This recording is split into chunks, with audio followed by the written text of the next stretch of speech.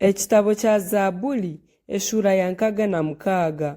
Okusiima Ruhanga ahabw'eby'okutangaza ebi yatukoriire. Aha mukuru w'abeshongozi, Zaabuli y'okweshongorwa. Iwe ensi yoona, terera Ruhanga akaari k'okushemererwa, oyeshongore eby'okuhimbisa izina rye n'okuhimbisibwa kwe okuha ekitiinisa. Ogire Ruhanga oti, emirimo yawe kana ey'okutiinisa. Ahabw'amaani gawe mingi abazigu bawe baryakugomokera.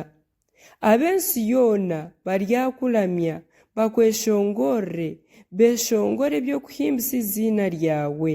Seera. Mwije mureebe emirimo ya Ruhanga n'ow'okutiinisa omu byakorera abantu. Akahindura enyanja ensi eyomere, abantu baraba omu mugyera n'ebigyere. Okwo niyo twamusiimiire munonga. Ategyekesa obushoborozi ebiro byona, amaisho gagatuuzaho amahanga. Abagomi beerinde bareke kwetunguura. Seera. Imwe mahanga mwe, muhe Ruhanga wite ekitiinisa, amaraka gari kumuhimbisa gahurirwe, ahakuba turinda tuguma turi abahuriire kandi tiikiriza bigyere byaitu kuteerera. Iwe Ruhanga okatugeza, waturabya omu iziiko nk'okubagyera efeeza. Okatutooza ekigoye, watuhatisa ebirikutusaasa omu manyanya. Wikiriza abantu kuturibatirira, batembere embaraasi, tukaraba omu muriro n'omu maizi, konka watwisya omu mwanya ogwine obweshanziro.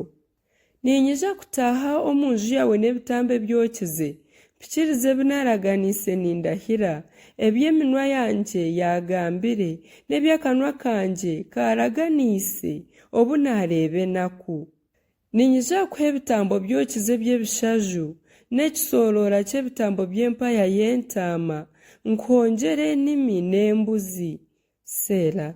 Imwe abatiina Ruhanga, mwije muhurire mbagambire byakoriire amagara gange.